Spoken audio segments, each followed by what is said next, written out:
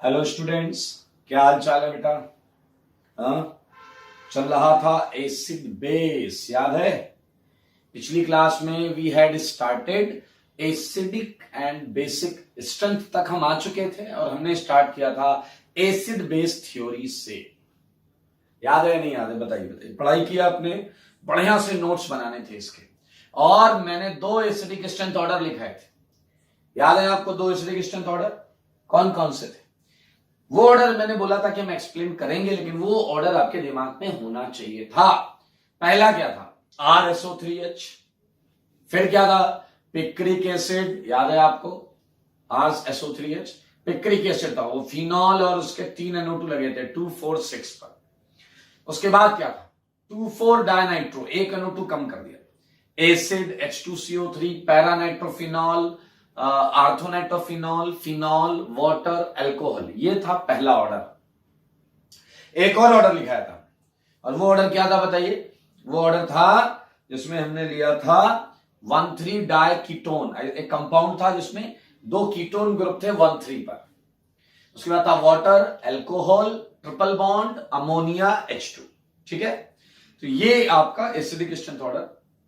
और मुझे याद आ रहा है इसके जस्ट बाद हमने 2 छोटे छोटे क्वेश्चंस लिए थे कंजुगेट एसिड और कंजुगेट बेस बनाने के। तो आई थिंक आपको याद होगा। तो चलिए जल्दी से हमें थोड़ा सा होमवर्क जो था ये डिस्कस कर लें। हम होमवर्क डिस्कशन करेंगे कॉपी से, थ्योरी कॉपी से। ठीक है भाई लोग। So starting with question number 1, example 1 जो मैंने दिया था वो करते हैं। तो HI का कंजुगेट बेस, HI का कंजुगेट बेस ये तो क्लास में हो गया था। I-। कैसे बनता था कंजुगेट बेस? चुरा लो क्या H+। अगर किसी भी कंपाउंड में किसी भी साइड से मैं H+ चुराता हूं तो उस कंपाउंड का क्या बन रहा है? Conjugate base. और हम कोशिश करेंगे जो सबसे बेस्ट साइट है वहां से हम ऐसा काम करें। लाइक H3O+, H+ चुरा लोगे तो क्या बनेगा? H2O। HSO4- H+ चुरा लोगे क्या बनेगा? SO4 2-। इस वाले कंपाउंड को देखना मेरे भाई, if I am not wrong, ये क्या है? इधर भी कुछ लगा है क्या? ओके, इसमें क्या होगा? H+ यहां से निकलेगा क्योंकि बहुत ज्यादा स्टेबल है। इधर जो है लगा लीजिएगा। यहां H+ निकलेगा क्योंकि O- रेजोनेंस स्टेबलाइज्ड। H2PO4-, एक H निकालना है, एक H निकाल लिया। एक और है CH3C ट्रिपल बॉन्ड CH। मेरे भाई तुम लोग इंटरमीडिएट स्टेबिलिटी पढ़ चुके हो, इसलिए तुम्हें रत्ती भर भी डाउट नहीं आना चाहिए कि ट्रिपल बॉन्ड पर आपको पता है H जो है हटने के बाद माइनस आएगा और वो सबसे ज्यादा स्टेबल होगा। तो इसका कंजुगेट बेस ये। यहां से H निकालोगे तो देखो एक थ्योरेटिकल कंजुगेट बेस वो होगा, लेकिन मेरे भाई आपको पता है वो उतना स्टेबल नहीं होगा जितना ट्रिपल बॉन्ड कार्बन पे माइनस से स्टेबिलिटी आएगी। तो ये हो गया आपका एक एग्जांपल। अगले में बनाना था कंजुगेट एसिड। और कंजुगेट एसिड बनाने के लिए अपन क्या करते हैं? H+ डालते हैं, बाहर से H+ डालते हैं। चलो भाई, पहला था S2-, एक H+ डालना। एक H डालोगे क्या बन जाएगा? SH-। OH- पे एक H डाला क्या बन गया? H+ डाला तो H2O। अमोनिया पे डाला मेरे भाई, अमोनिया पे क्या बन गया? अमोनियम। और आखिरी वाला तो बहुत आसान है मेरे भाई, O- क्या बन गया? OH। ये बन गया है कंजुगेट एसिड। हम एसिड कैसे बनाते हैं? कंजुगेट एसिड H+ डालकर। और कंजुगेट बेस कैसे बनाते हैं? H+ निकालकर। मैं सिंबॉलिक तरीके से रिप्रेजेंट कर देता हूं। H+ निकाल लीजिए और इसमें H+ डाल दीजिए। दिख नहीं रहा होगा आपको? दिख रहा है? यहां H+ ऐड करना है। ठीक है, एक जगह ऐड, एक जगह सब्सट्रैक्ट, एलिमिनेट। तो ये हो गया आपका एसिड बेस के वो 2 क्वेश्चंस जो हमने किए, होमवर्क में दिए थे आपको। ठीक है, तो आज हम इसके आगे बढ़ेंगे, 2 से आगे चलेंगे। 3, 4, 5, 6 बहुत अच्छे अच्छे क्वेश्चन है, इसलिए आप ध्यान दीजिए। मैं हटा देता हूं।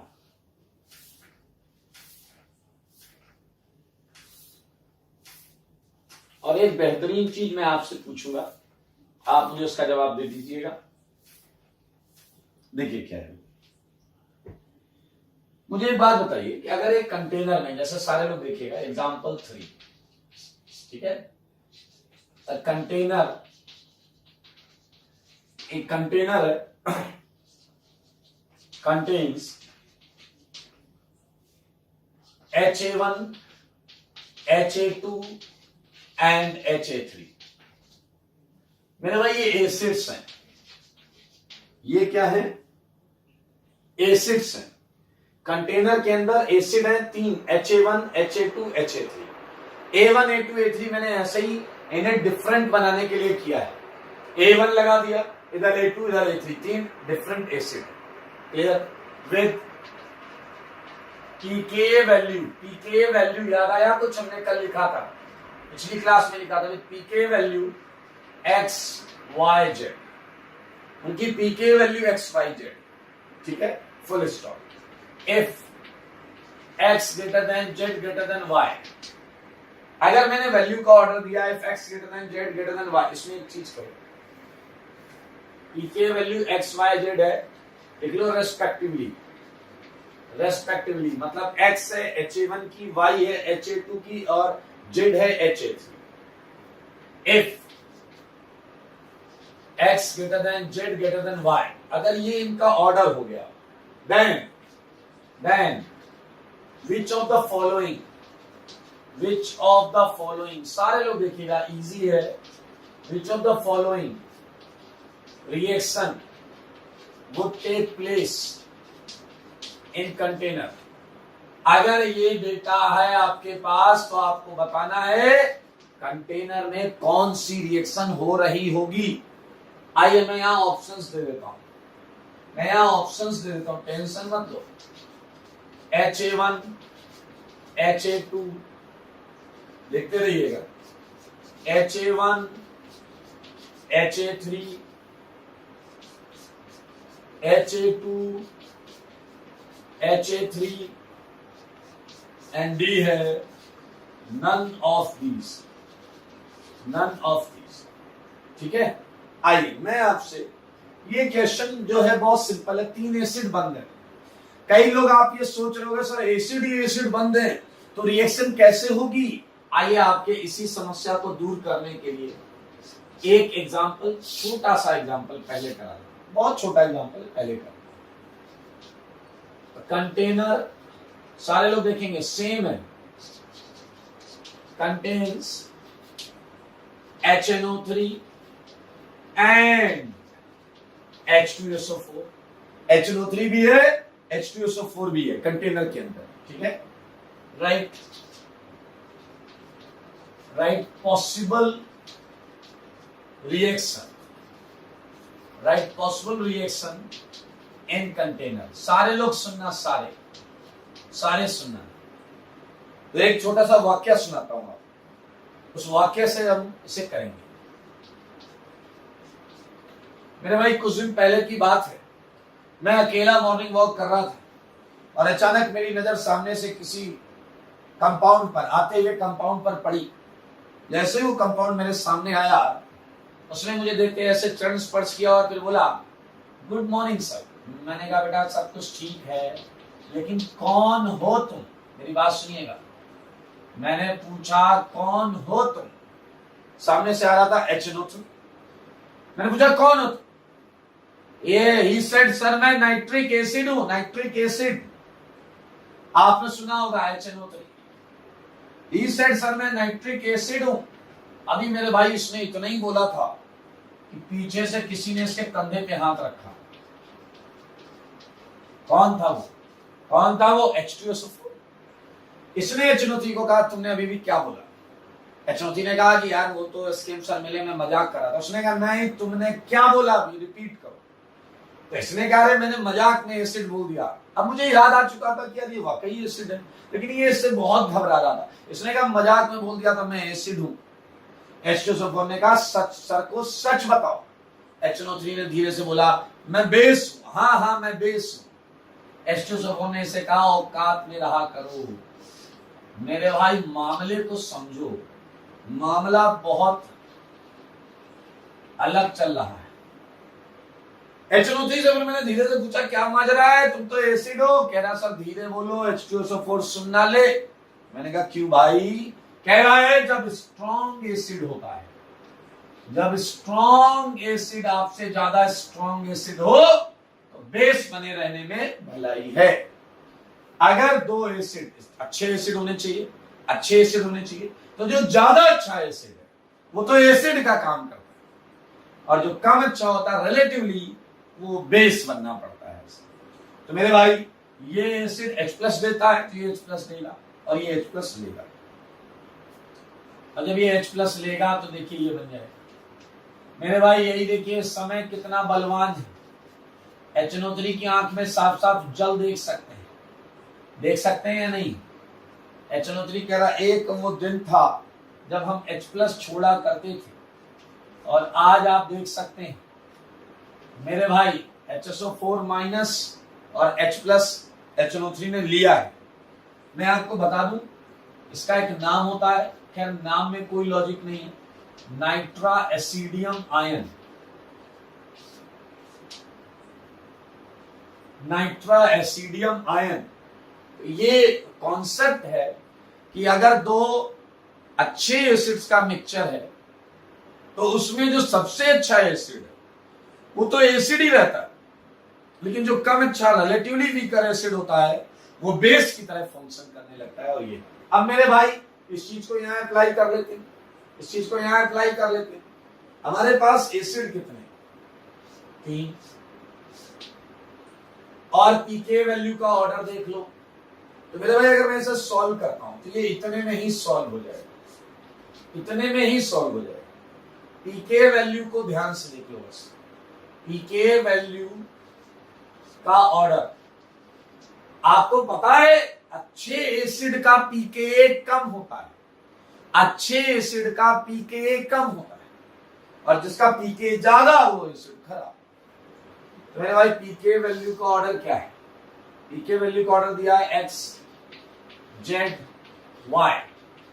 तो बताओ यहां से एसिडिक स्ट्रेंथ ऑर्डर क्या आएगा?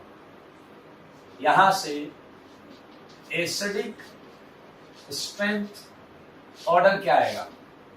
एसिडिक स्ट्रेंथ X सबसे खराब एसिड है क्योंकि इसका पीके सबसे ज्यादा है।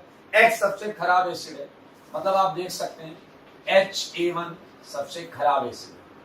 Y का पीके सबसे कम है, यानी कि HA2 सबसे अच्छा एसिड है, HA2। और बीच में कौन आएगा? I think easy HA3। सही है? अब मेरे भाई आप यहां सब देख सकते हो, सब देख सकते हो, सब डिसाइड कर सकते हो। जब तुम A1 A2 मिलाओगे, जब तुम A1 A2 मिलाओगे तो HA1 को बनना पड़ेगा बेस, क्योंकि वो वीक एसिड है।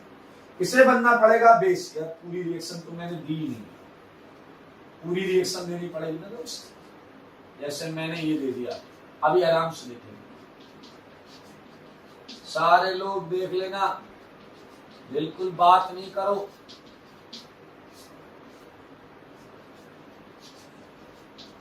हाँ देखो, HA1 है वीक रिलेटिवली, तो ये हो गया क्या? ये हो गया बेस, और ये क्या हो गया? एसिड।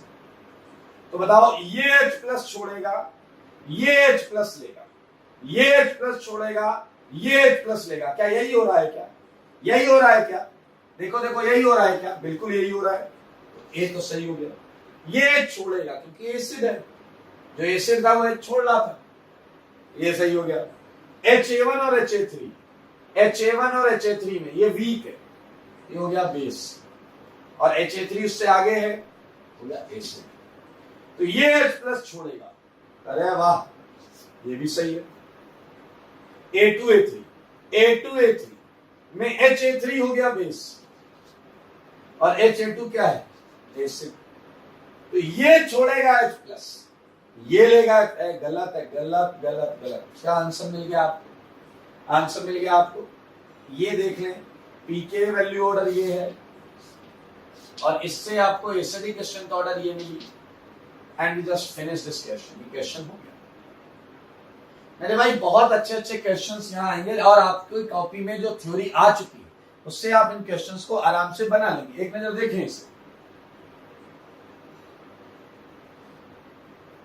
देख लें एक नजर, ठीक है। चलिए एक एग्जांपल में और देता हूं। एग्जांपल 5, ये भी आपने पिछली क्लास में कॉन्सेप्ट पढ़ा है। Which of the following reaction is feasible. यार ये नाम बहुत मतलब एक ही है। फीजिबल मतलब रिएक्शन हो रही या नहीं हो रही। स्पॉन्टेनियस ये फिजिकल केमिस्ट्री का टर्म है। स्पॉन्टेनियस हो रही या नहीं हो रही। कौन सी रिएक्शन फॉरवर्ड जाएगी, अरे उसका भी मतलब है हो रही या नहीं हो रही। तीन टर्म यूज हो जाते हैं। कौन सी रिएक्शन फीजिबल है, हो रही नहीं हो रही।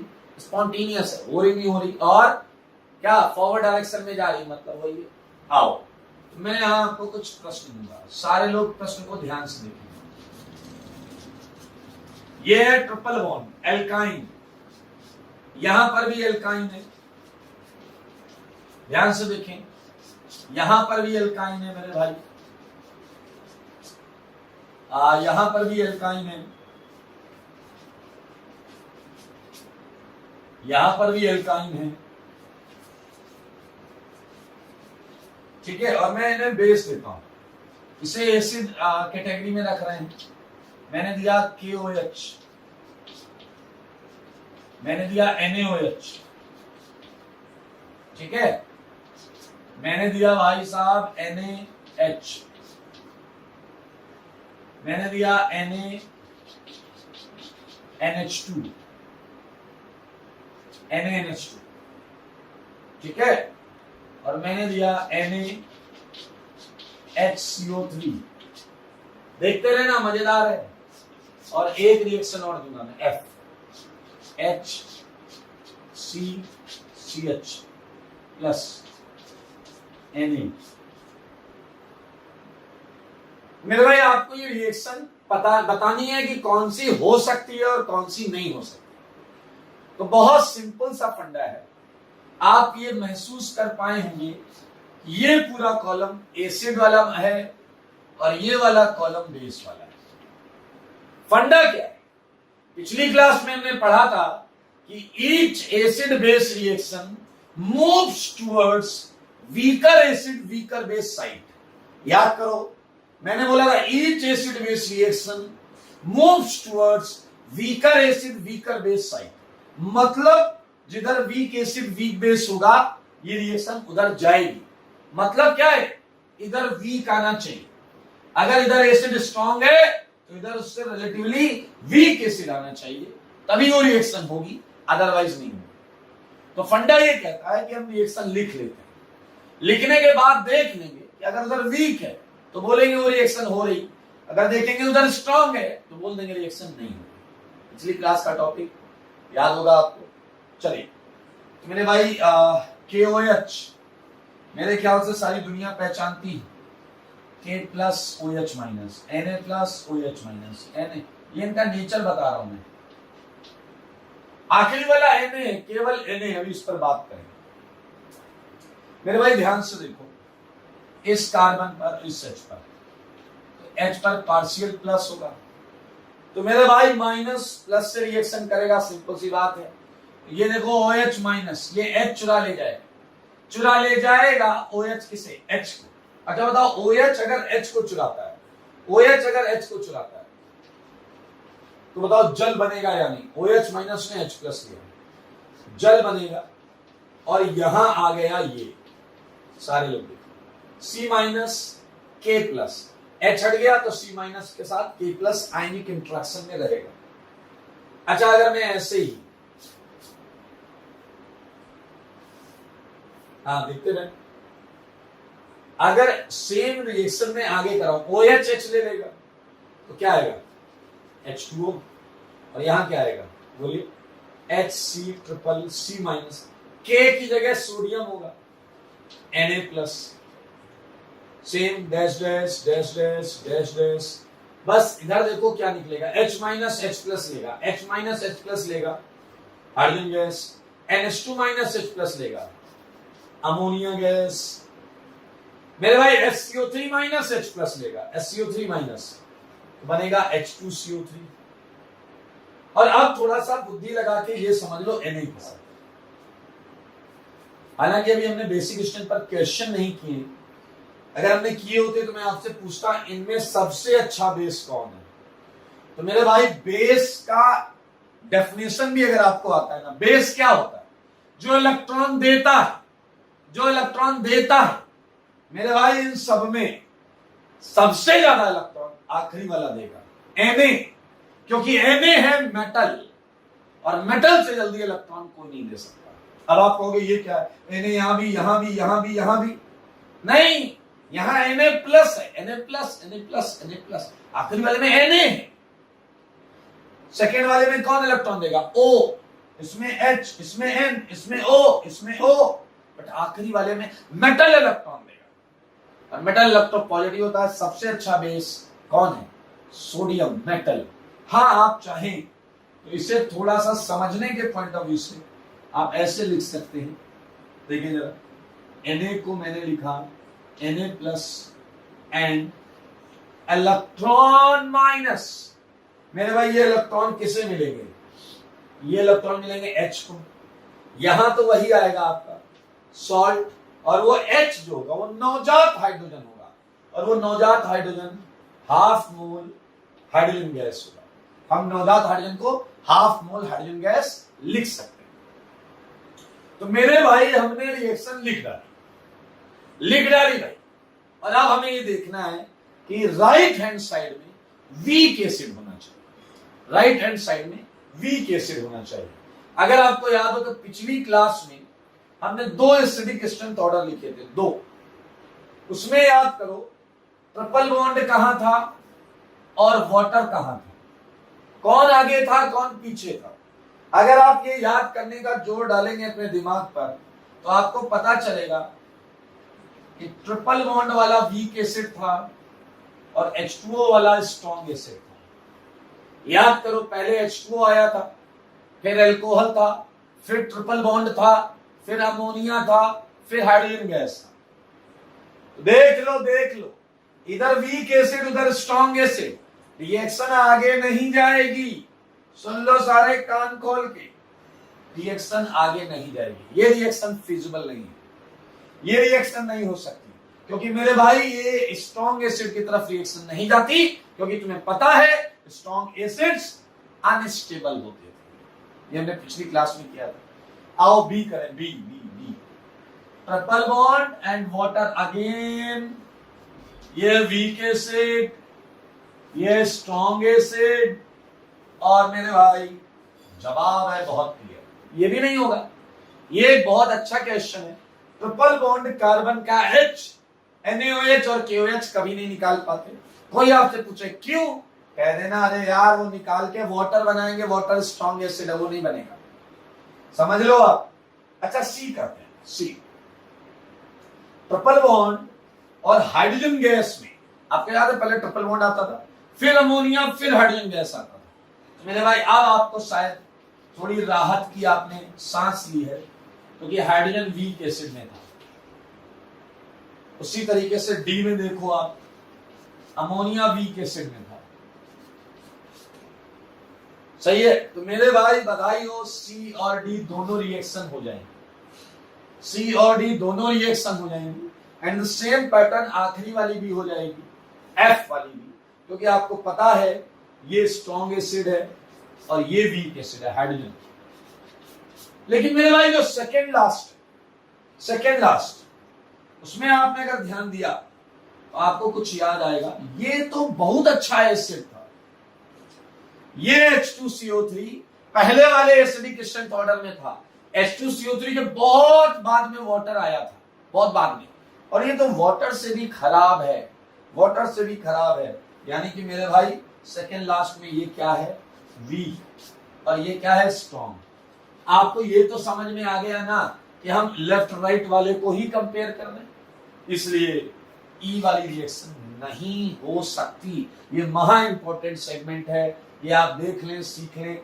और मैं तो कहूंगा कि हर रिएक्शन के बाद 5 से 6 7 लाइन का गैप रखें, वहां एक एक चीज को एक्सप्लेन करें तो मैक्सिमम बेनिफिट हो। देख ले भाई, ये आपके 3 क्वेश्चन आपके सामने और बहुत इंपॉर्टेंट है। यहां से आपको आईटी में पक्का कुछ ना कुछ मिलेगा। तो हम आगे बढ़ेंगे बिल्कुल इसी कॉन्सेप्ट पर, और अच्छे क्वेश्चंस हम करने जा रहे हैं। विच of the following reaction is feasible, इस पर हम आगे बढ़ेंगे।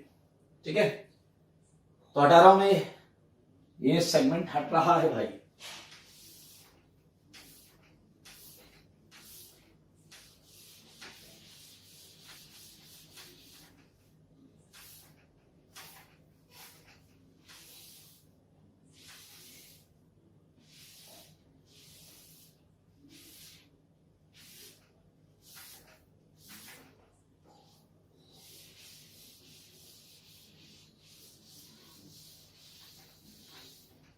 चलिए भाई, हम पढ़ रहे हैं एसिड बेस थ्योरी से related questions, acidic basic strength से related questions.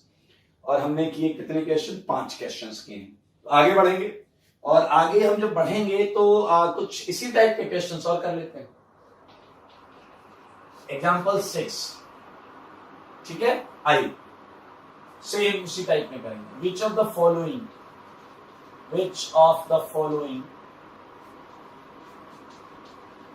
which of the following reaction is spontaneous? मेरे भाई कोई टेंशन तो नहीं है। स्पॉन्टेनियस का मतलब फिजिबल, आगे जा रही है, फॉरवर्ड रिएक्शन। ठीक है, आइए, बहुत आसान है। मैं चाहूंगा आप सारे लोग ध्यान से क्वेश्चंस के टाइप को समझें। ये देखिए बेस, एसिड बेस, जैसे पहले मैंने एसिड बेस दिया था वैसे मैं यहां पर क्वेश्चंस देता जा रहा हूं आपको। ये OH, ये NO2, ये NO2, ये NO2, ये है आपका NHCO3। ठीक है, आइए और करते हैं। ये है OH, NO2 plus NaHCO3 D। यहां पर है आपका RCOOH प्लस NaHCO3। ठीक है, इसी के और पार्ट ले लेते हैं। ई पार्ट, ये है आपका पैरानाइट्रोफिनॉल प्लस, देखना बहुत मजेदार कॉन्सेप्ट आएगा यार, मतलब कुछ नया नहीं है बट अच्छा लगेगा आपको, सुनकर अच्छा लगेगा। E F OH NaHCO3। Concept सीख लो, बाकी पार्ट्स तो मैं खूब सारे करवा सकता हूं, इसलिए लॉजिक सीखना बहुत जरूरी है। चलिए आइए, एक मजेदार चीज मैं आपको बताऊंगा, वो आप देखिए, आपको अच्छा लगेगा।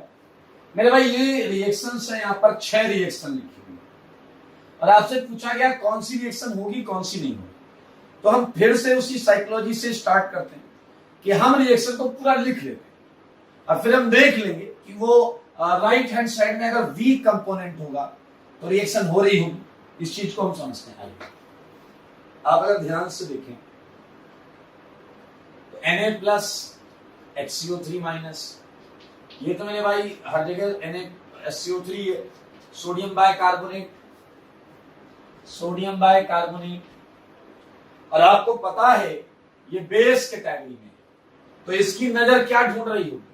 बेस की निगाहें क्या ढूंढती? बेस की निगाहें H प्लस, बेस की निगाहें क्या ढूंढती हैं? हाँ, ये प्रोटॉन है H प्लस, तो ये छीन ले जाएगा किसे? H प्लस को। तो बेस को क्या पसंद है? बेस को क्या पसंद है? अरे H+ पसंद है। पीछे वाले कह रहे सर बेबी को तो बेस पसंद है, बेस को क्या पसंद है? हमें क्या पता? अरे बेस को प्रोटॉन पसंद है। याद रखेंगे पूरी लाइन। हाँ, कोई पूछे बेस को क्या पसंद है तो बेस को H+ को ही बोलते हैं प्रोटॉन। हाँ, बेस को प्रोटॉन पसंद है। आ जाइए, तो चुरा ले जाएगा ये H+ को। अच्छा बताओ, अगर ये चुरा ले जाएगा H+ को तो आप सच सच बताओ, आपको ये मिलेगा या नहीं? H हटेगा, वहां Na आ जाएगा, और H लेकर भागा कौन?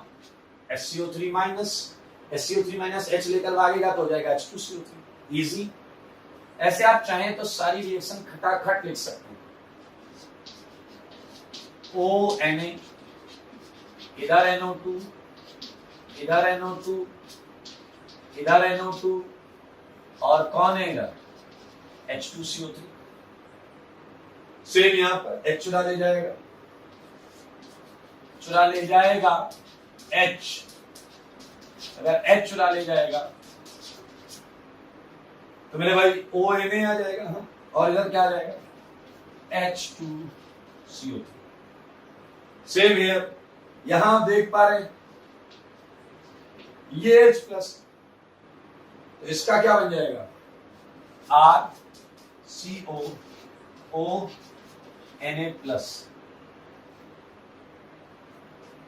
ONA+, और इधर क्या आ गया? H2CO3।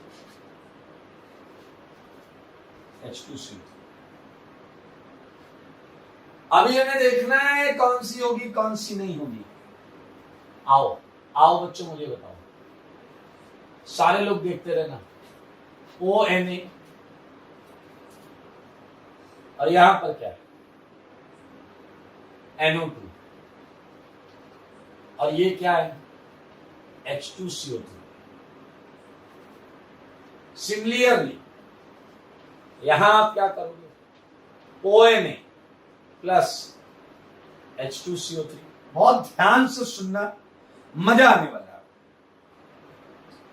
आप कहोगे फंडा तो वही है, तो इसमें नया क्या बताओगे? ध्यान से सुनो।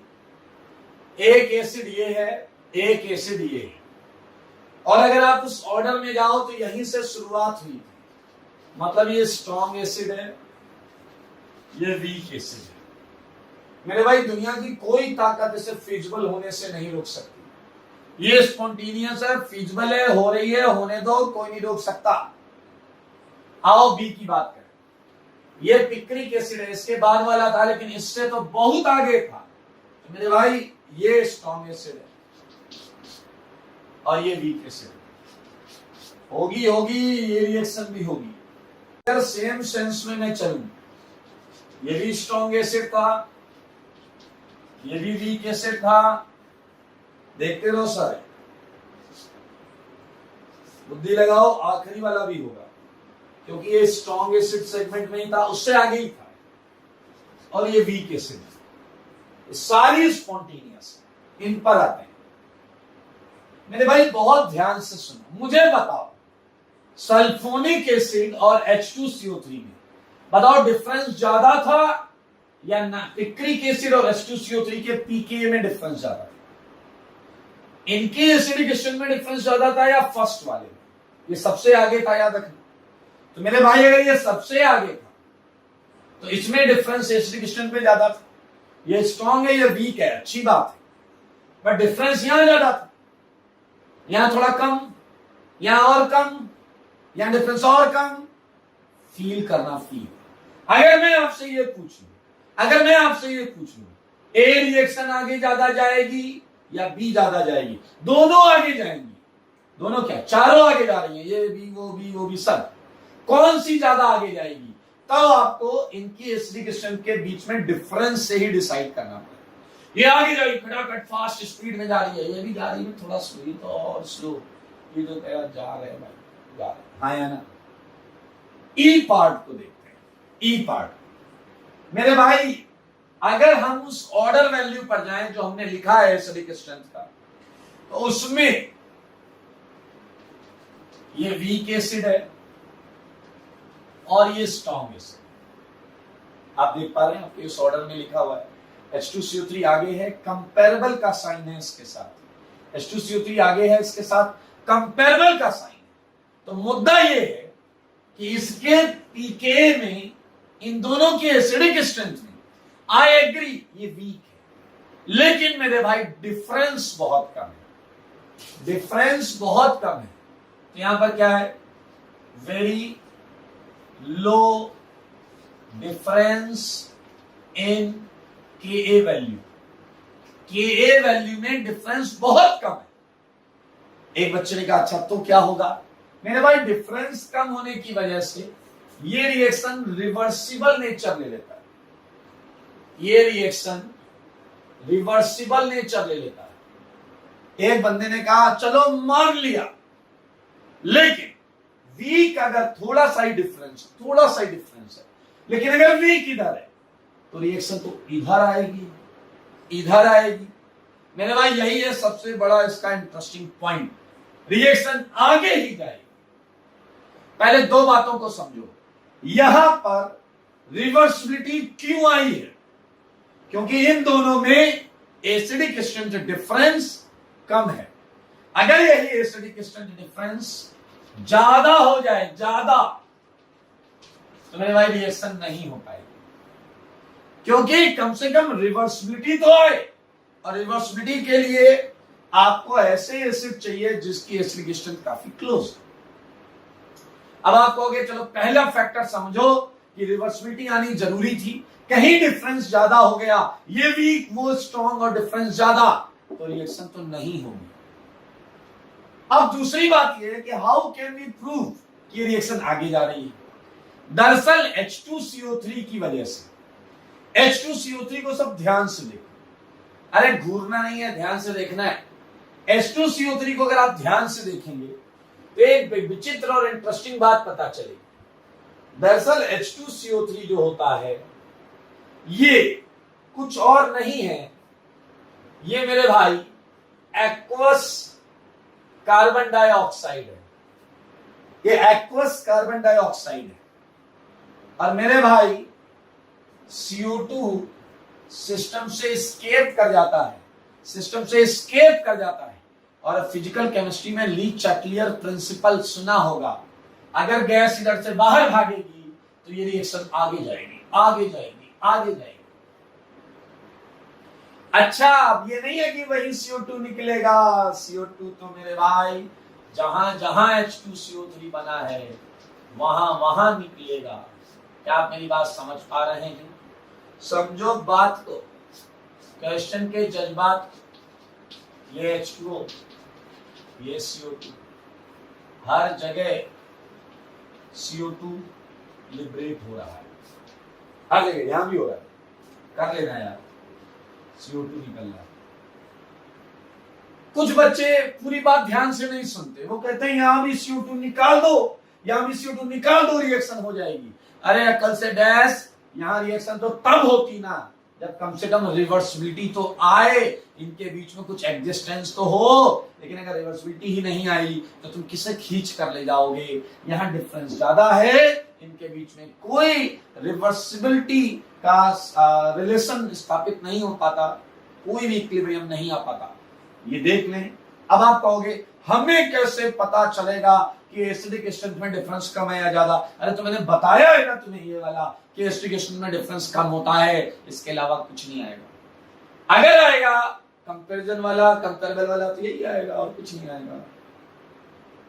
ये है मोस्ट इंपॉर्टेंट। क्या है ये? Most important. ये एक बेहतरीन चीज है। और इसी क्वेश्चन में जैसे देखिए बोला गया कौन सी रिएक्शन आगे जाएगी, इसी क्वेश्चन को CO2 के टर्म्स में पूछा जा सकता है।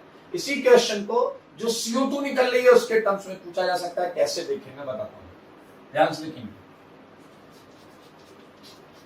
Which of the following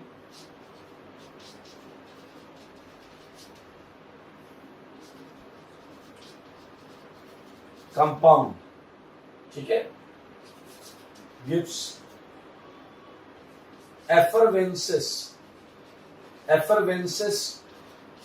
या आपको पता है CO2 की ब्रिस्क एफरवेंस होती है,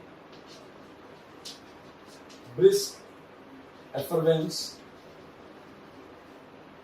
विद, सारे लोग देखें, एक्वस NaHCO3। क्वेश्चन समझो, वही है यार, एक्वस NaCO3 से ब्रिस्क एफरवेंस मतलब CO2 कौन देगा, CO2 कौन देगा, ये प्रश्न है।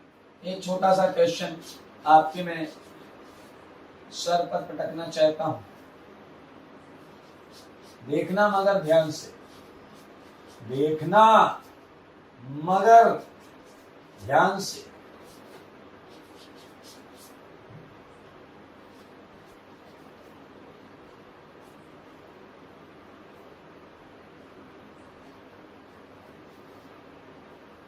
सोचो 4 ऑप्शन में कौन सा ब्रिस्क एफरवेंस देने वाला है। जवाब चाहिए मुझे आपसे। ऐसे चुपचाप बैठने से क्या होगा, चुपचाप बैठने से कुछ नहीं होगा भाई। जवाब दो, जवाब। ABCD, सिंगल या मल्टीपल कुछ भी हो सकता है, सिंगल या मल्टीपल कुछ भी हो सकता है। सोचो सोचो, जब तक आप सोच रहे हैं तब तक मैं बाकी 3 क्वेश्चन हटा देता हूं। आई मीन 2 क्वेश्चन हैं, एक हटा देता हूं बड़ा वाला।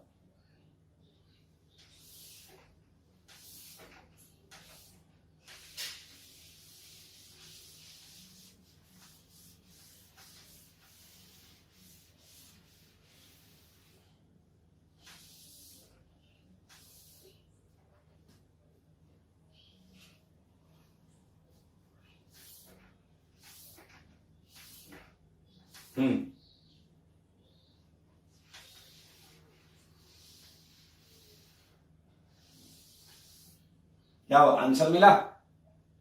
क्या रहा आंसर? ओके, अगर आपका आंसर है बी और डी, अगर आपका आंसर है बी और डी तो आप गलत हैं। इसका आंसर है मेरे भाई ओनली डी। ये SO3H लगा है, SO3H बहुत स्ट्रॉन्ग एसिड है, तो ये इस बेस से रिएक्शन करके डेफिनेटली वीक एसिड ही देगा। बी आंसर इसलिए नहीं है क्योंकि ये वो नहीं है जो तुम समझ रहे हो, तुम इसे पिक्रिक एसिड समझ रहे हो, बट ये पिक्रिक एसिड नहीं है मेरे भाई। यहां बीच में CH2 आ गया है, इस बीच में CH2 आने की वजह से, बीच में CH2 आने की वजह से सिंपल अल्कोहल हो गया। ये फिनॉल नहीं है, पिक्रिक एसिड नहीं है, बीच में कार्बन होने की वजह से ये आंसर इसका नहीं हो सकता। तो सारे लोग 7th क्वेश्चन ध्यान से देख लें।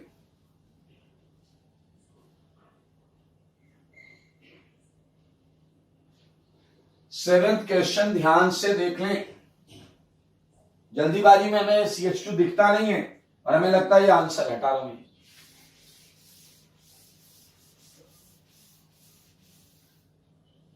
ठीक है भाई, एक और क्वेश्चन CO2 से रिलेटेड, एग्जाम्पल 8।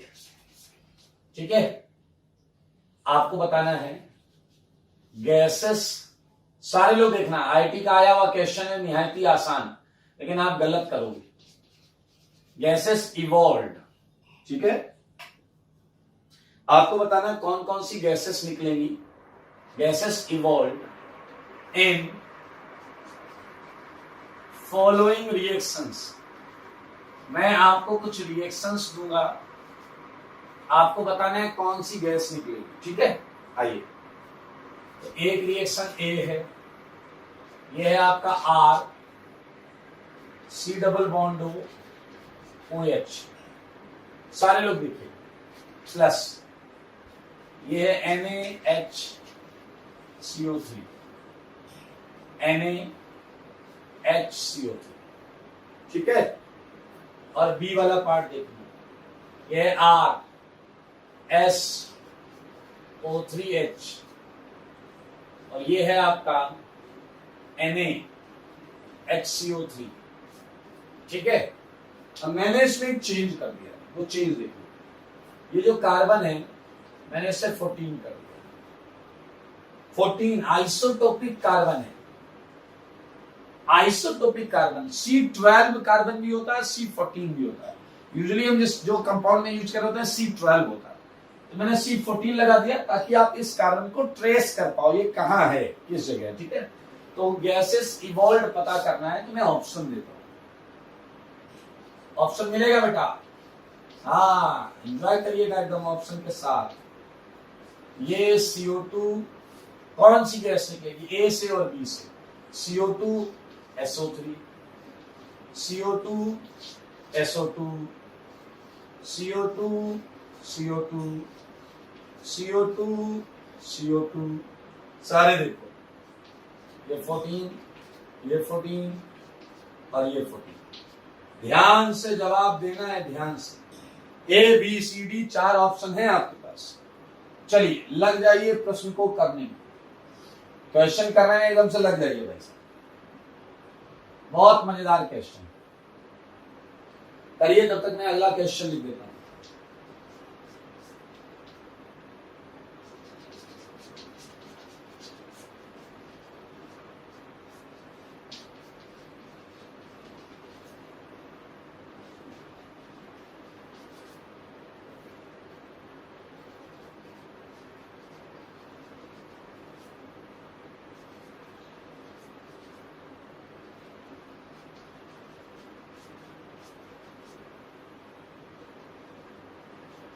लगाओ दिमाग, क्या आंसर है? ए आंसर है क्या? बी है क्या? सी है क्या? डी है क्या? सोचो सोचो, क्या है प्रश्न? जवाब दो, जवाब। जवाब तो देना पड़ेगा गुरु, बिना जवाब के तो बच नहीं पाओगे, जवाब तो देना पड़ेगा। मेरे सवालों का जवाब दो, मेरे सवालों का जवाब दो, सिंपल, जवाब देना पड़ेगा।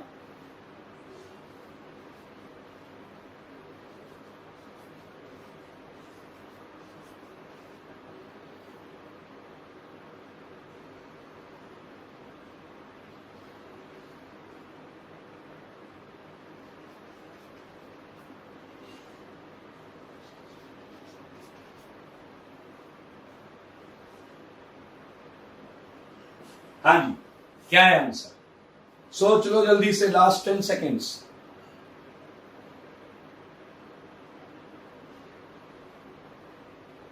Last 10 seconds. आइए, मैं आपको बहुत क्वेश्चन तो हमने अभी इतनी देर में किया यार, कितनी बार किया है। इसका आंसर है मेरे भाई चाइना। इसका आंसर है चाइना। इसका आंसर है चाइना, क्योंकि ये रिएक्शन तो एसिड बेस है। यहां प्लस, यहां माइनस, यहां माइनस, यहां प्लस, यहां माइनस, यहां प्लस, यहां प्लस, यहां माइनस। उतनी देर से यही कर रहे हैं, तो बताओ क्या होगा? ये बेस H लेकर भागेगा, ठीक है? अगर बेस H लेकर भागेगा तो आपके पास क्या आएगा? R C double bond ONA, ये आएगा, और साथ में क्या आएगा? H2CO3। यहां ये बेस ये H लेकर भागेगा, क्या आएगा आपके पास?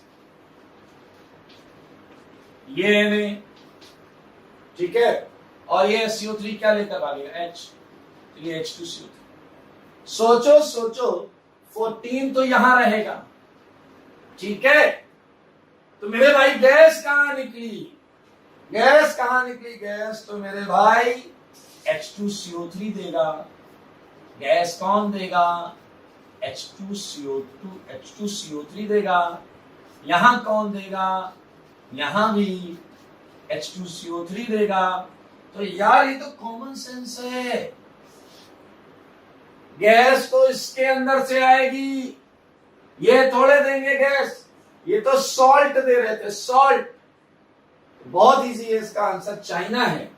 और मेरे भाई एक बात अपने जहन में, दिमाग में बैठा लो, वो ये एसिड है, ये बेस है, दोनों रिएक्शन में यही है। तो बताइए जरा, गैस किससे निकली है? गैस CO2 गैस किससे निकली है? एसिड से या बेस से? बाइकार्बोनेट बेस से या एसिड से? सही पकड़े हैं, गैस बेस से निकलती है। तो हिंदी में लिखेंगे हम, गैस हमेशा बेस से निकलती है।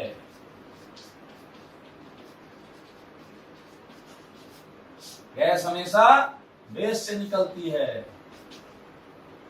पीछे वाला कह रहा है ये तो हमें बहुत पहले से पता है। अरे ऑर्गेनिक की बात हो रही, नालायक, ये रिएक्शंस बहुत इंपॉर्टेंट। आईटी में आया हुआ क्वेश्चन है ये क्वेश्चन आईटी में आया हुआ है। वो केवल ये जानना चाह रहा था कि आपको एसिड बेस रिएक्शन करानी आती है नहीं करानी आती। ये ऑप्शन देना तो बेवकूफी से बढ़कर और कुछ नहीं है। देखो ये कहां टूटेगा यार, तो H प्लस दे देगा बेस को बस, बाकी तो सॉल्ट फॉर्म में पड़ा है। और इसी बीच एक बेहतरीन क्वेश्चन आपके लिए है। इसका जो सही जवाब देगा उसे कुछ मिलेगा, इसका सही होगा उसे भी मिलेगा, इसका गलत होगा उसे भी, सबको मिलेगा। आई पूछा गया विच of the following shows unusually high solubility in water। ये 4 कंपाउंड है, मैं कंपाउंड बता देता हूं कौन कौन सा। बेंजीन है, first is benzene, second phenol, benzene पर OH लगा हुआ है, बेंजीन पर OH फिनॉल। थर्ड है एनिलीन, बेंजीन पर NH2 लगा हुआ है, और ये बेंजोइक एसिड, बेंजीन पर COOH। आप ये बता दो इन 4 में वो कौन है जो वाटर में अनयूजुअली हाई सॉल्युबिलिटी शो करता है। सोच समझ के देना जवाब। अनयूजुअली हाई सॉल्युबिलिटी कौन शो करता है ये आपको बताना है।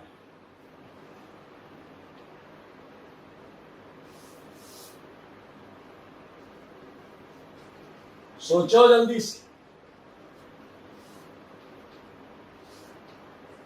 सोच लो, सोचकर सही सही जवाब दो।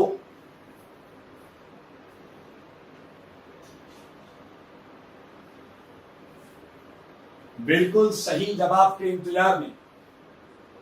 मुझे लगता है आप में से कई लोगों का आंसर होगा COOH वाला, और कई लोगों का आंसर OH वाला भी होगा। कई का COOH होगा, कई का OH वाला भी होगा। मैं आपको सही जवाब बताऊं, इसका आंसर है मेरे भाई नन, कोई भी नहीं है इनमें से।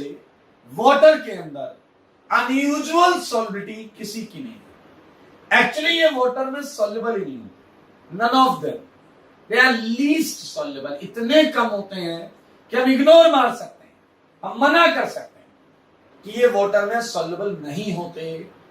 अब आप कहोगे सर ये कैसे, ये तो धोखा हो गया, हमें तो लग रहा था हाइड्रोजन बॉन्डिंग होगी, वाटर OH से NH से हाइड्रोजन बॉन्डिंग करेगा और सॉल्युबल हो जाएगा। आइए आपको सच बताता हूं। सच का ज्ञान चाहिए तो आइए, सच का ज्ञान चाहिए तो आइए और सुनिए। मेरे भाई इसका सॉल्यूशन करते हैं। चलिए ओके मेरे भाई, सारे लोग ध्यान से सुनेंगे, इसका सॉल्यूशन तो चलेगा ही चलेगा। मैं आपको सॉल्युबिलिटी पहले समझा देता हूं। आप में से कई प्राणी ऐसे होंगे जिन्हें सॉल्युबिलिटी का मतलब ही नहीं पता हो। अगर कोई चीज किसी सॉल्वेंट में सॉल्युबल है, अगर कोई चीज किसी सॉल्वेंट में सॉल्युबल है, तो इसका मतलब है उस सॉल्वेंट के मॉलिक्यूल ने, वो जो डिसॉल्व की गई है चीज जो बाहर से डाली गई है, उसे सॉल्वेंट मॉलिक्यूल ने बहुत ज्यादा इंटरैक्ट कर रखा है। ये डाइपोल डाइपोल इंटरैक्शन हो सकता है, हाइड्रोजन बॉन्डिंग जैसा इंटरैक्शन हो सकता है। बिल्कुल सही बोल रहे हो आप, बिल्कुल। तो मैं यहां पर ये लिख सकता हूं इंटरैक्शन, सारे लोग देखेंगे, इंटरैक्शन ऑफ, ठीक है, बहुत इजी है, मजा आएगा। Interaction of solvent molecules, solvent molecule जिसमें हम डाल के डिसॉल्व कर रहे हैं, सॉल्युबल बना रहे हैं। Interaction of solvent molecules with solute, वही सॉल्यूट जो डिसॉल्व किया, जो सॉल्युबल बनाया जा रहा है, with solute is known as solvation बोल दो या सॉल्बिलिटी बोल दो, सॉल्बिलिटी। ध्यान से सुनना, फुल स्टॉप। अगर हायर इंटरेक्शन होगा तो हायर सॉल्बिलिटी, अगर हायर एक्सटेंट, सारे लोग देखते रहे ना, नजर ना हटे, higher extent of solvation, sorry higher extent of interaction अगर है मेरे भाई, हायर एक्सटेंट ऑफ इंटरेक्शन है, तो ये बात आपको हाई सॉल्विटी से समझ में आती है। एंड वाइस वर्सा, अगर कम इंटरेक्शन होगा तो वो कम सॉल्युबल होगा, ठीक है, वाइस वर्सा। चलो ठीक है, अब सच सुनो, सच, ठीक है, एक एग्जांपल के तहत मैं सच आपके सामने लेकर आना चाहता हूं। मेरे भाई मैं आपको अल्कोहल देता हूं, पीछे वाला कह रहा thank you sir, thank you, मजा आ गया, बाकी हम अरेंज कर लेंगे। अबे सॉल्बिलिटी के लिए अल्कोहल दे रहा हूं, सुनो, मैंने आपको अल्कोहल दिया, ये देखिए अल्कोहल को जनरली हम कैसे रिप्रेजेंट करते हैं, ROH। अब समझो बात, ROH में दो सेगमेंट है, ROH में दो सेगमेंट हो, एक सेगमेंट है OH।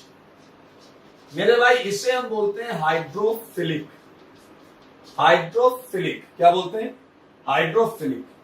और जो R वाला सेगमेंट है उसे बोलते हैं हाइड्रोफोबिक, उसे बोलते हैं हाइड्रोफोबिक।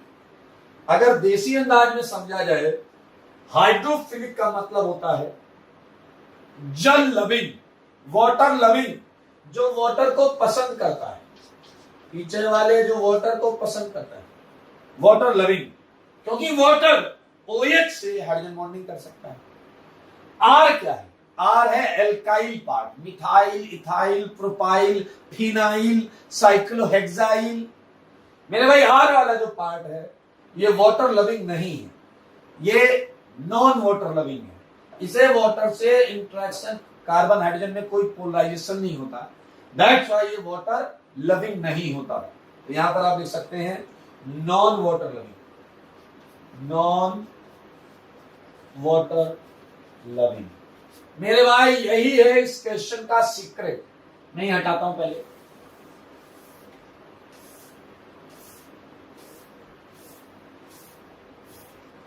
आइए सारे लोग देखिएगा, सारे लोग देखिए, एग्जाम्पल को ही मैं कंटिन्यू कर रहा हूं, एग्जाम्पल को ही मैंने आपको दिया, ये देखिए सबसे छोटा एल्कोहल, ठीक है, मीथेनॉल। फिर मैंने अल्कोहल को थोड़ा बड़ा कर दिया, अल्कोहल को थोड़ा बड़ा कर दिया, फिर मैंने अल्कोहल को और बड़ा कर दिया, और यूं ही चलते चलते 4 कार्बन का अल्कोहल, 5 कार्बन का अल्कोहल, 6 कार्बन का अल्कोहल। और मेरे भाई आओ मैं इसकी सॉल्बिलिटी बताऊं, आओ मैं इसकी सॉल्बिलिटी बताऊं।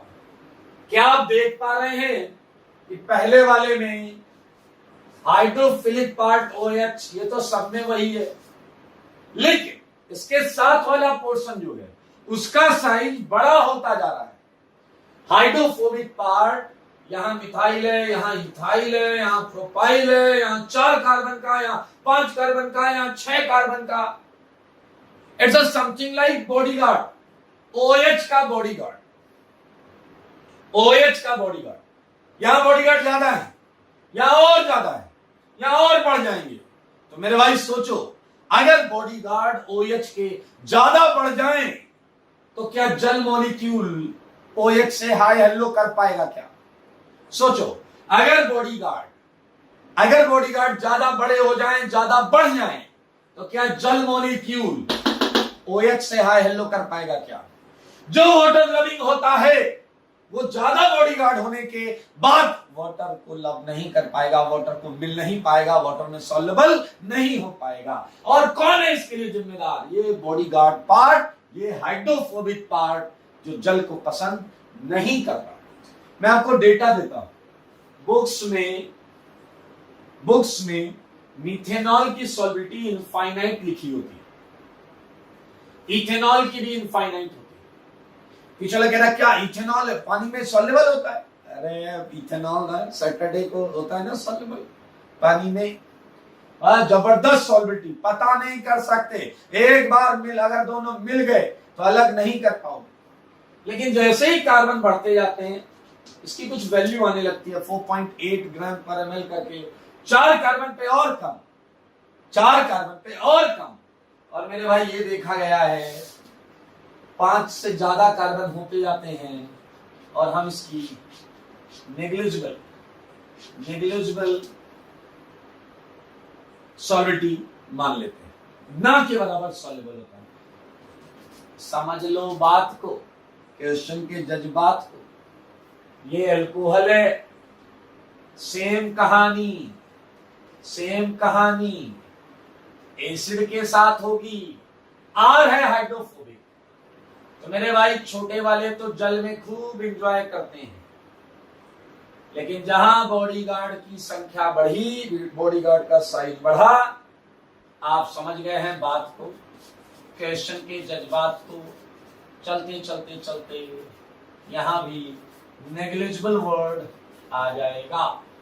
क्या आप मामला समझ रहे हैं? सेम कहानी है NH2 की, सेम कहानी है मेरे भाई NH2 की। अगर आपको RNH2 मिला है तो जैसे जैसे कार्बन एटम बढ़ाते जाओगे, सॉलिबिलिटी घटती जाएगी। और ये याद रखना कि जब कार्बन एटम आपके 5 या उससे ज्यादा हो जाएंगे तो सॉलिबिलिटी नेग्लिजिबल हो जाएगी। इन क्वेश्चंस में भाई साहब हद कर नहीं, आपने फिनाइल लेकर आए, फिनाइल बेंजीन वाला सेगमेंट, 6 कार्बन काय को सॉलिबिलिटी मिलेगी? नहीं मिलेगी।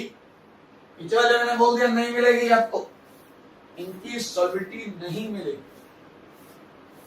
जल के अंदर नहीं मिलेगी सॉलिबिलिटी। तो इस क्वेश्चन के लिए यहां पर आप लिख सकते हैं, इन क्वेश्चंस के लिए क्या लिखा जाए बताइए?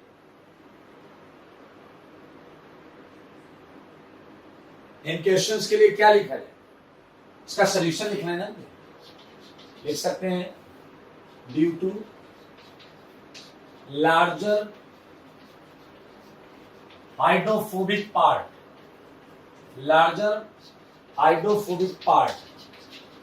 none of them is unusually solvated या soluble in जल। हो गया भाई साहब एक्सप्लेनेशन। हाइड्रोफोबिक पार्ट वो फिनाइल रिंग की वजह से।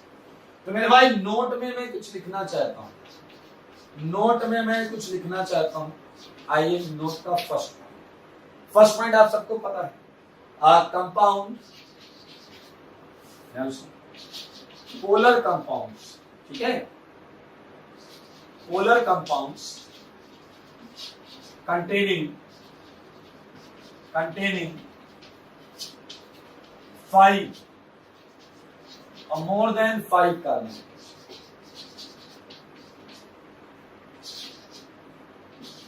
carbon atoms are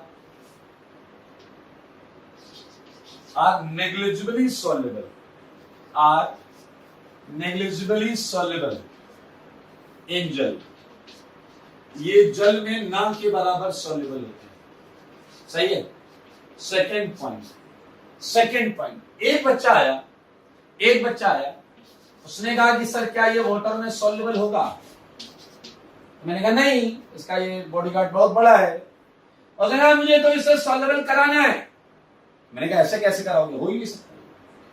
मेरे भाई कंपाउंड पोलर है लेकिन वाटर में सॉल्युबल नहीं है, क्योंकि हाइड्रोफोबिक पार्ट बॉडीगार्ड बड़ा है। तो अक्सर ऐसे कंपाउंड किसमें सॉल्युबल होते हैं? ये ईथर जैसे सॉल्वेंट्स में। ईथर भी पोलर सॉल्वेंट है, हाइड्रोजन बॉन्डिंग का चक्कर नहीं होता। मैं लिख सकता हूं